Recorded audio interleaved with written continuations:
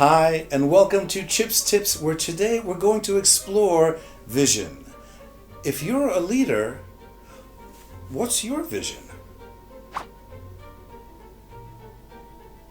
Hi, and welcome to Chips Tips, where today we're going to explore the vision of a leader. Now, when someone asks you, what is your vision? Do you give the answer, my vision is the same as the organization's? Well, if that's your response, then it's like one of those game shows, where you hear the bum bum and the crowd goes, oh. Well, that's the same thing in this case. That wasn't your vision. That was created by someone else, and you may be able to execute on that, but that's not a vision that truly is embodied by you. So how do you begin this exploration of being a leader and creating your vision? Leadership is a journey that requires us to go inside, internal introspection, to reflect on who we are, what we are, and how we do what we do. And so that will be a part of this, because we do need to communicate that to others to inspire them. So when I'm coaching someone, what is it that I do in order to engage them in thinking about their vision? Some very simple things.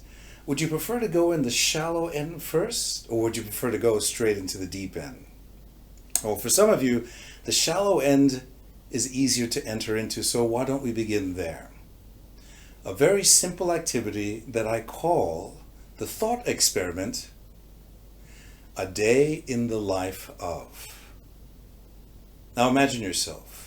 Whatever today is for you, we're going to begin the thought experiment of you projecting out 1 year from today.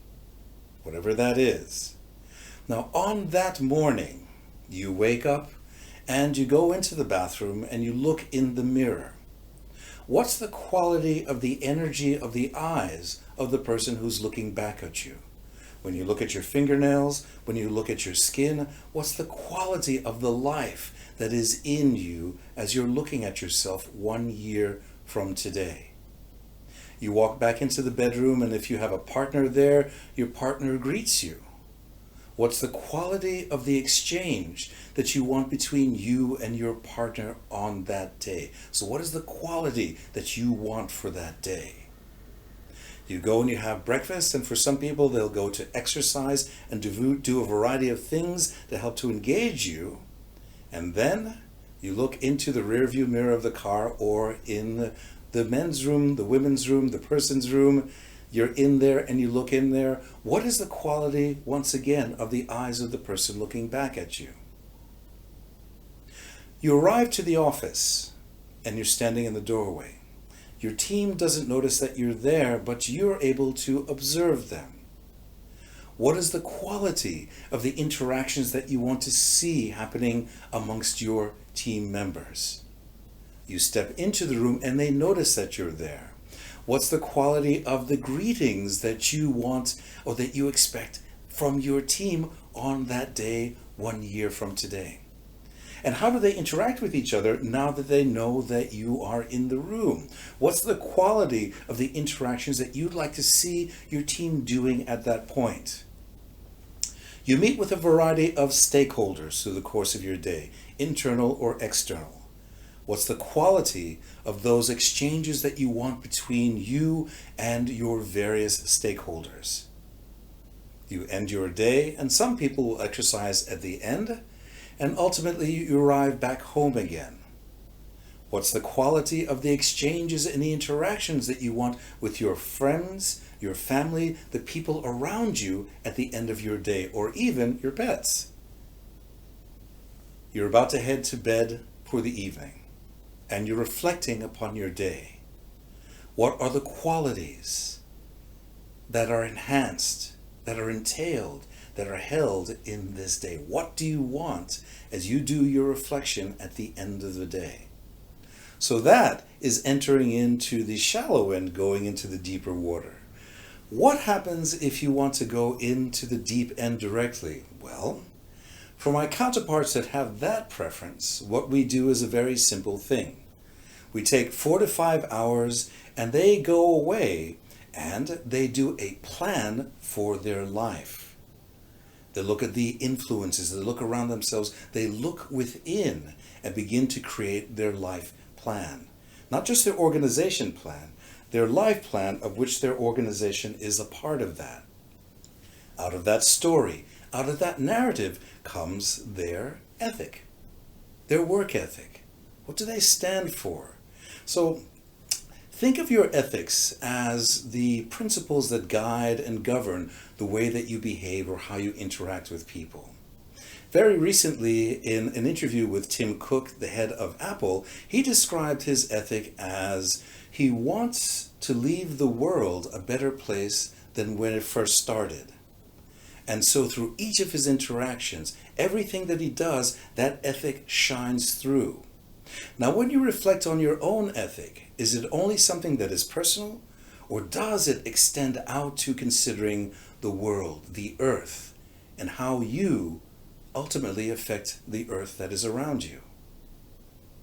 Aside from your ethic, there's actually the activity itself.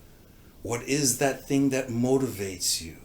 A deep reason, a deep gain, a deep engagement in what is important for you. Now that thing needs to be substantial enough, deep enough that you would dedicate a whole part of your life to realizing that, to bring it to life.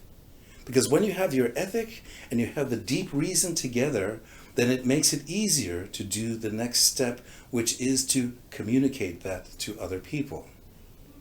In that case, you truly begin to embody what you are seeking to bring about into the world, to make your vision a reality.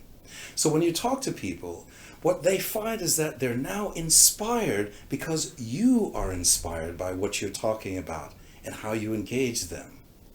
And from that, what you really want to do is to bring them into alignment with your vision. Now, how can you do that? Well, in some very simple ways.